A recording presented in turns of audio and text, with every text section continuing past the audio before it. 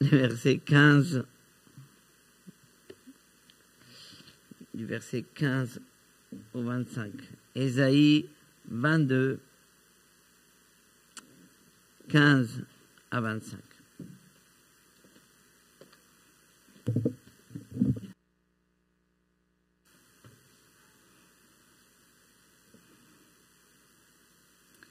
Voici ce que dit l'Éternel, le Seigneur des armées célestes. Va-t'en trouver cet intendant, Shebna, le maître du palais. Dis-lui, qu'as-tu ici comme propriété ou comme parenté pour que tu te creuses un tombeau en ce lieu-ci sur les hauteurs et que dans le roc tu te tailles une demeure? Voici que l'Éternel va te lancer au loin, d'un geste de la main. Il va t'empaqueter et t'envoyer rouler comme une balle vers une vaste plaine. C'est là que tu mourras, c'est là que s'en iront les chars qui font ta gloire. Ô toi, qui es la honte du palais de ton maître. Je te renverrai de ton poste. Oui, je t'arracherai à ta situation. Et il arrivera en ce jour-là que je ferai appel à mon serviteur Éliakim, le fils de Hilkia. Je le revêtirai de ta tunique, je le ceindrai de ta ceinture, et je lui remettrai ton pouvoir politique. Et il sera un père pour les habitants de Jérusalem et le royaume de Juda. Je le chargerai donc de la clé du royaume de David. Et quand il ouvrira, nul ne refermera. Et quand il fermera, personne n'ouvrira. Oui, je le planterai fermement comme un clou dans un endroit solide, comme un trône glorieux. Toute la gloire de sa parenté y sera suspendue. Les rameaux, les brindilles et tous les ustensiles, depuis les bols jusqu'aux jarres. En ce jour-là, déclare l'Éternel, le Seigneur des armées célestes, le clou planté dans un endroit solide cédera, cassera et tombera, et tout le fardeau qu'il portait se brisera. L'Éternel a parlé.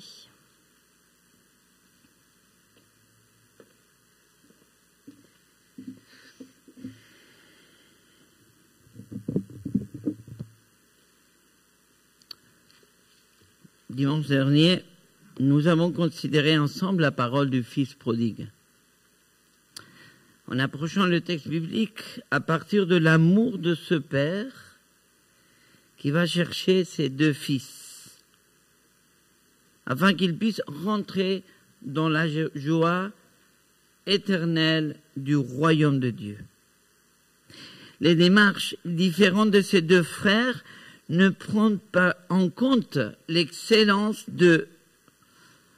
et l'ampleur de l'amour de leur Père.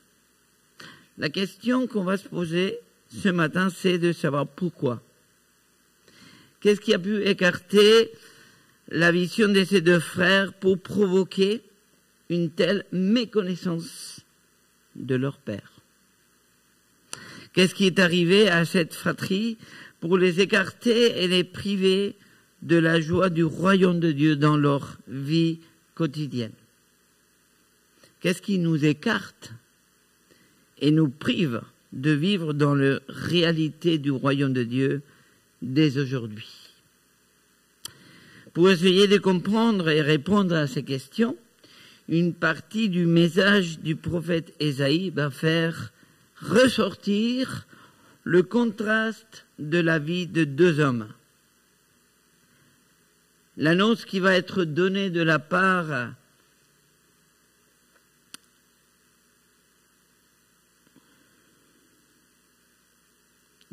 de Dieu va soulever l'être et le faire de chacun d'eux. C'est bien à partir de la compréhension et de l'interaction entre l'être et le faire que nous pourrons comprendre les attitudes et les considérations différentes qui existent en chacun de nous et qui peuvent nous écarter ou priver de la joie et des réalités du royaume de Dieu dès aujourd'hui. Aujourd'hui, j'aimerais essayer quelque chose avec vous. C'est la première fois que je le fais. Je voudrais vous présenter une prédication inachevée et interactive. Inachevée parce qu'elle n'est pas finie. Et interactive parce que c'est à chacun de nous qui va être demandé de la finir devant Dieu. Pour cela, le texte nous convie à examiner 3 parties. L'être et le faire de Shebna, l'être et le faire d'Eliakim, et la 3e partie, l'être et le faire personnel de chacun devant Dieu. C'est ainsi que je nous encourage à nous pencher ensemble sur cette partie du message d'Ésaïe. Commençons par l'être et le faire de Shebna.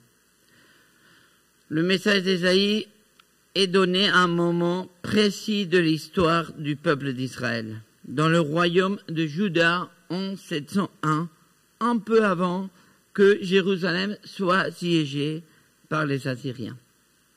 Le prophète Ésaïe s'exprime sur le règne d'Ézéchias.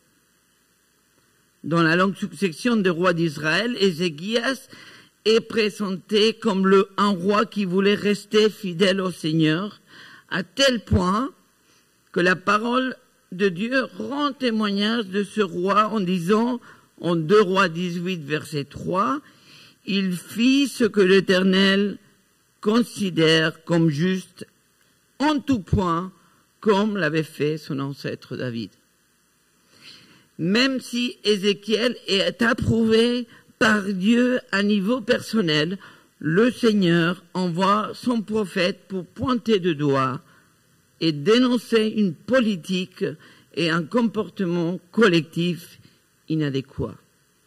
À partir d'un homme, Shebna, fonctionnaire de la cohorte d'Ézéchias. Dans nos églises et communautés, nous pouvons aussi trouver des hommes et des femmes qui sont approuvés par son comportement et sa fidélité.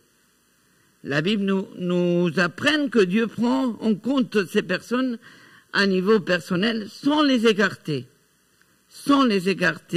de leur contexte communautaire où ils vivront.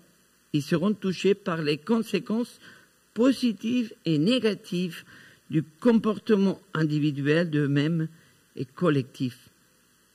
Un bon exemple de cela nous est donné dans la lettre de Jean que Jean enverra à l'église de Sardes. Apocalypse 3. « Je sais que tu passes pour être vivant, mais tu es mort. Car je n'ai pas trouvé ta conduite parfaite devant mon Dieu. » Verset 4. « Cependant, tu as à Sardes quelques personnes qui n'ont pas sali leurs vêtements. Elles marcheront avec moi en vêtements blancs, car elles en sont dignes. » Nous voyons cet exemple dans l'église de Sardes. Dans le contexte spirituel, dans le contexte du royaume de Dieu, vécu dans le présent ici et maintenant, nous ne pouvons pas nous dissocier des autres, en séparant ainsi les justes des injustes, comme nous ne pouvons non plus séparer l'être, c'est-à-dire ce que nous sommes vraiment, du faire, c'est-à-dire ce que nous faisons. Nous ne le pouvons pas parce que dans le contexte du royaume de Dieu vécu dès aujourd'hui, nous avons par-dessous nous tous un roi qui règne, qui gouverne, et c'est lui seulement qui est le roi, et qui fait ce qui est juste avec les uns et avec les autres, selon ses critères divins. Nous voyons ceci dans le cas de Shebna, verset 15. « Voici ce que dit l'Éternel, le Seigneur des armées célestes. Va-t-on trouver cet intendant Shebna, le maître du palais ?» Le texte nous présente un haut fonctionnaire du palais du roi, Ézéchias, défini par la Bible comme le maître du palais. Ésaïe annoncera son message dans un contexte d'autorité royale terrestre. qui va être pointé du doigt par l'autorité suprême divine du royaume de Dieu. Autrement dit, l'autorité de Dieu est la réalité de son royaume, intervient directement sur notre monde, sur nos vies et sur notre Église. Est-ce que nous sommes conscients de cela? Shebna croit être le maître du palais. C'est pourquoi il va faire. Mais c'est vraiment cela ce qui définit cet homme. Ésaïe va aller le voir pour lui poser une question, verset 16. Dis-lui, qu'as-tu ici comme propriété et comme parenté? Autrement dit, quelles sont tes racines? À qui tu appartiens? La question rhétorique d'Ésaïe nous donne déjà la réponse de la part de Shebna. Pas de racines, pas de propriété, pas de parenté. Shebna définit son être par le maître du palais. Je suis le maître du palais. Ce qu'il est défini par l'autorité et le pouvoir. Nous pourrions dire que cela est normal. Il était, pour faire la comparaison, à la place de M. Cassex, Premier ministre de la cohorte d'Ézéchiel.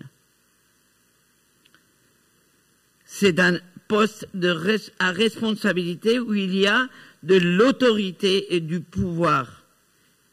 Néanmoins, dans le contexte du royaume de Dieu, l'autorité et le pouvoir définissent l'être d'un seul et unique Dieu, l'Éternel Roi.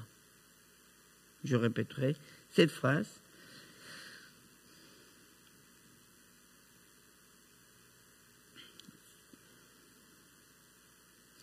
Dans le contexte du royaume de Dieu, l'autorité et le pouvoir définissent l'être d'un seul et unique Dieu, l'Éternel Roi. C'est lui seul qui peut déléguer son autorité à des personnes comme Ézéchias, roi sur Israël, ou des personnes à responsabilité dans les affaires et la dynamique du royaume de Dieu, de ce que nous vivons aujourd'hui dans nos quotidiens. Cette autorité déléguée ne définit pas la personne qui la reçoit. Cette autorité déléguée ne fait pas de la personne qui la reçoit le maître du palais, le maître de l'Église, le maître du conseil ou le maître des autres. Shebna est une actualisation, hélas, de certaines personnes que nous pouvons trouver dans nos églises, et parfois une actualisation de nous-mêmes dans les différents contextes de notre vie, dans l'église, dans le travail, dans la maison avec mes frères et sœurs. Je suis et je me définis pour mon savoir-faire, pour mon métier, par mes qualifications et ainsi de suite. Et ceux et celles qui n'ont rien de tout cela en plus que les autres, ils ont du mal à se définir soi-même face aux autres. Mais pas de panique. Face à la réalité concrète du royaume de Dieu, nous sommes tous à égalité. Verset 16. Dis-lui, qu'as-tu ici comme propriété ou comme parenté? Nous pouvons être toujours dans la comparaison. Mais face à Dieu, je ne peux pas répondre et me définir par mon savoir-faire ou mon métier ou mes qualifications. Dieu attend de nous une réponse qui tient. Une réponse claire et durable. C'est lui qui nous a créés et qui a fait l'être qui véritablement nous définit. Et sur cela, nous pouvons être sûrs d'une chose, il ne s'est pas trompé. Alors, qui sommes-nous?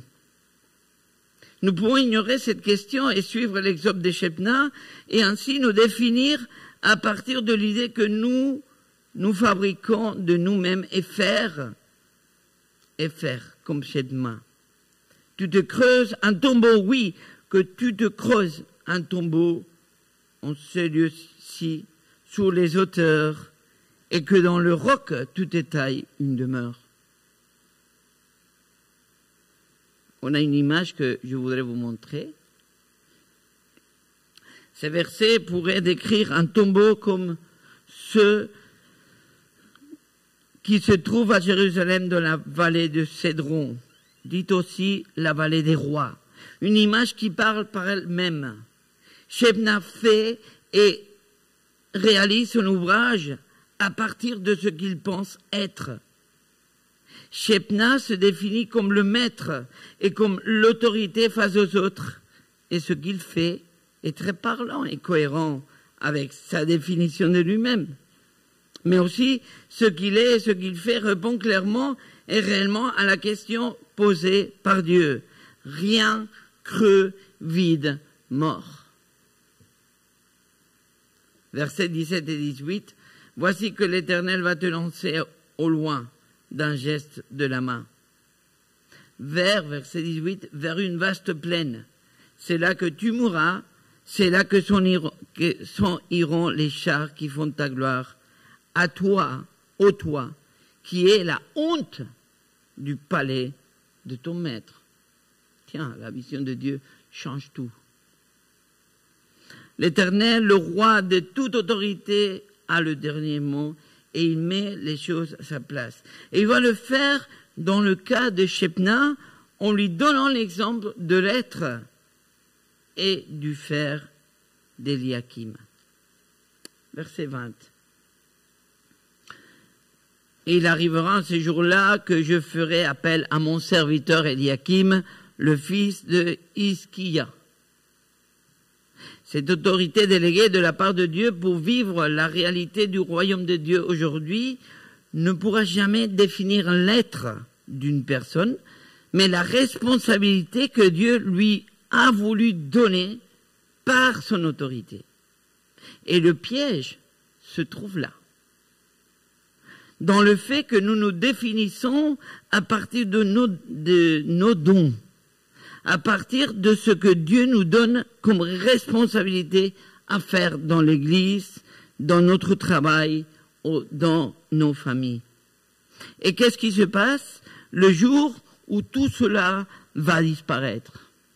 Il va rester quoi de notre être? Un souvenir? Un tombeau avec notre nom écrit comme celui de Shebna, qui voulait rester maître posthume? Mon père, qui a été un exemple pour moi, était électricien. Bien évidemment, il ne pouvait pas être défini par 2 câbles, une goulotte, 3 ampoules et un disjoncteur. Et pourtant, pendant une longue période de sa vie, son être était défini par son métier, par les services qu'il rendait aux autres, sans jamais dire non à personne.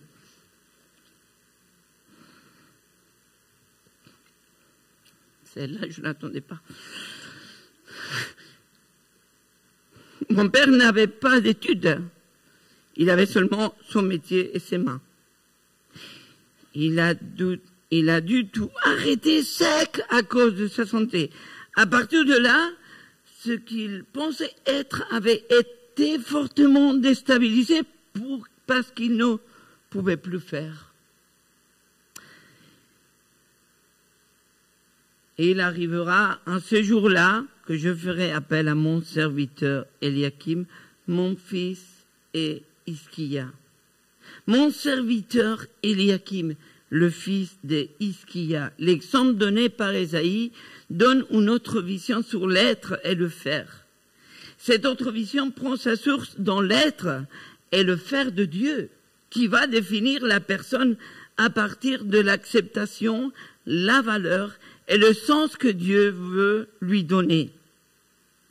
C'est à nous de comprendre et de discerner l'acceptation, le sens et la valeur que nous avons aux yeux de Dieu et qu'il a voulu nous donner dans la réalité du royaume de Dieu dès aujourd'hui et pour toute l'éternité. Mais comment pouvons-nous le comprendre et le discerner? Et il arrivera ce jour-là que je ferai appel à mon serviteur Eliakim. Contrairement à Shebna, qui se définit par sa fonction, Eliakim va être défini par Dieu, le roi éternel, comme mon serviteur. Nous voyons rapidement que dans le cas d'Eliakim, sa définition n'est pas faite par les hommes ni pour les hommes. La définition de l'être d'Eliakim est posée par Dieu et pour toute l'éternité. Eliakim n'a pas à prouver aux hommes que lui, il est le serviteur du Seigneur, parce que c'est Dieu lui-même qui l'a dit et qui l'a défini ainsi. Le caractère de l'être d'Eliakim, c'est que cela ne pourra pas être changé. Parce que Eliakim fera, on ne fera pas, par ce qu'ils vont penser les autres de lui. Eliakim ne va pas faire pour prouver qui il est. Eliakim va faire parce qu'il est le serviteur du Seigneur.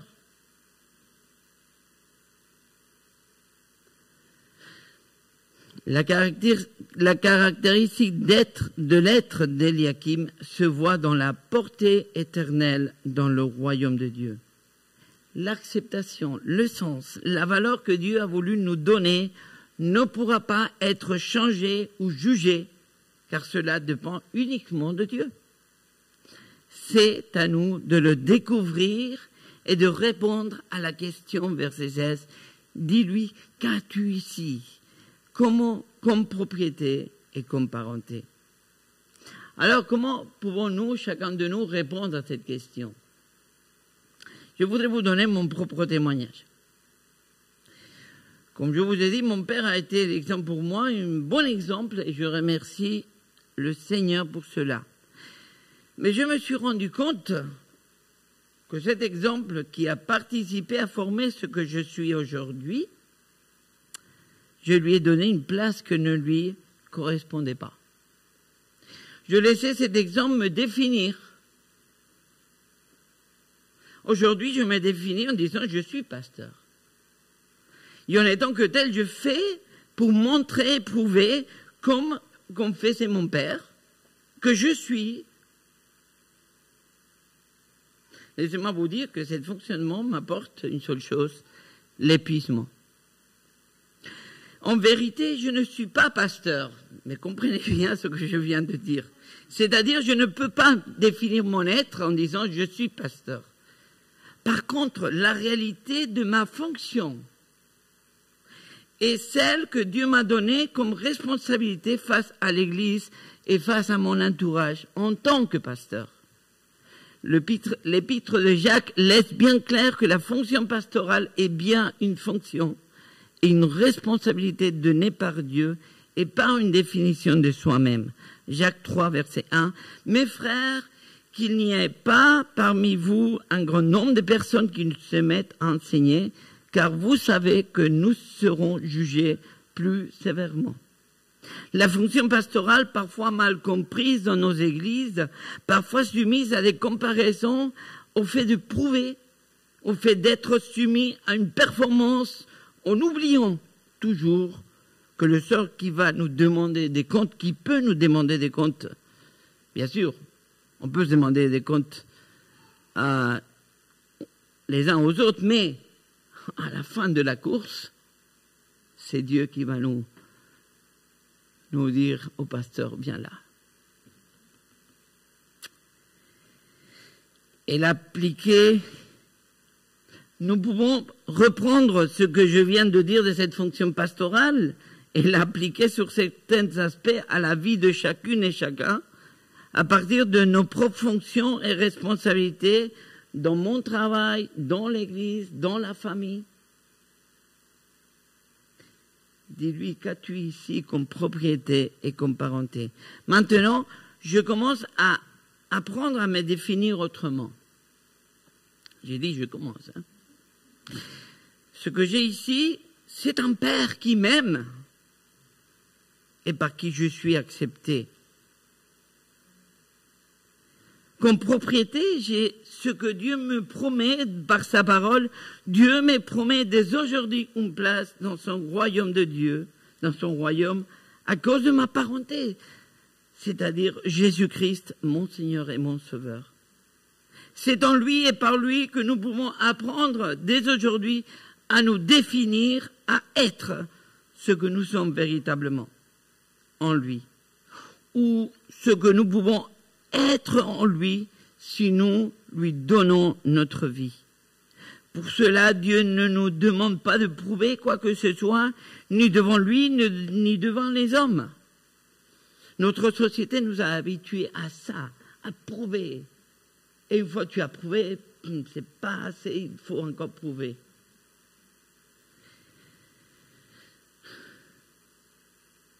Dieu nous demande uniquement de faire à partir de ce que nous sommes en lui et pour lui. C'est parce que c'est par ce faire que la personne pourra vivre et témoigner pas de ce qu'ils ou elles sont, mais de ce que Dieu est et fait dans leur vie et dans la réalité du royaume de Dieu pour aujourd'hui. C'est ce que Eliakim fera à partir de ce qu'il était en Dieu. Versets 21-22. Je le revêtirai de ta tunique, je le ceindrai de ta ceinture, et je lui remettrai ton pouvoir, et il sera un père pour les habitants de Jérusalem et le royaume de Juda. Je le chargerai donc de la clé du royaume de David, et quand il ouvrira, nul ne refermera, et quand il fermera, personne n'ouvrira. Cette dernière partie de ce verset est répétée en Apocalypse aussi, en parlant de Jésus, notre Seigneur. Nous arrivons à la troisième partie de cette prédication, la partie inachevée et à la fois la partie interactive. Personnellement, vous l'avez compris que je me suis mis au travail pour pouvoir achever cette troisième partie dans ma vie afin de pouvoir être, me définir et faire selon les critères de Dieu et de son royaume.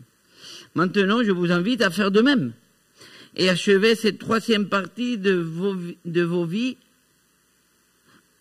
et achever cette troisième partie dans vos vies afin que chacune et chacun puisse être, se définir et faire selon les critères de Dieu et son royaume. Pour cela, le texte d'aujourd'hui nous pose une question: qu'as-tu ici comme propriété ou comme parenté? Si nous ne sommes pas au clair pour répondre à cette question, Dieu nous dit dans sa parole que nous avons un Père par qui nous sommes acceptés, aimés. Nous avons une place dans le royaume de Dieu dès aujourd'hui pour faire à partir de ce que nous sommes réellement en lui et le proclamer à la gloire de Dieu. Et tout cela a été possible par cette parenté que nous savons ou que nous pouvons avoir en Jésus-Christ. Celui qui étant véritablement Dieu, il a fait un sacrifice parfait en se donnant lui-même pour payer le prix de notre propre péché sur la croix. Il n'a pas fait cela pour nous prouver qu'il était vraiment Dieu, mais il l'a fait parce qu'il était Dieu de toute éternité, afin de nous aimer, nous accepter et nous donner une place en valeur aux yeux des dieux et une place dans le royaume des dieux dès aujourd'hui. Dans mon travail personnel que j'ai commencé déjà pour achever cette troisième partie devant Dieu, je me suis rendu compte qu'il existe seulement une manière de répondre à cette question que la parole de Dieu nous pose: donner notre vie à Jésus. C'est seulement en Jésus-Christ et en se laissant toucher et transformer par sa Seigneurie et son salut que nous arriverons à vraiment être il y a vraiment à faire. Je vous invite à la prière. Seigneur, merci parce que ta Bible est un puits inépuisable de sagesse et de vérité. Merci parce que tu es un Dieu qui nous aime, qui nous accepte et qui nous donne de la valeur devant tes yeux. Mais aussi un Dieu qui nous respecte, qui respecte notre rythme. Et Seigneur, combien de choses en vivant avec toi, nous découvrons à nouveau tous les jours. Seigneur, pardonne-nous parce que parfois, nous voulons être ce que nous ne sommes pas. Pardonne-nous parce que parfois nous négligeons ce que nous sommes véritablement en toi. Merci parce que tu as fait de nous une merveille. Ce que tu as fait, c'est bon. Seigneur, aide-nous à le découvrir avec l'aide de ton esprit. Au nom de ton Fils Jésus. Amen.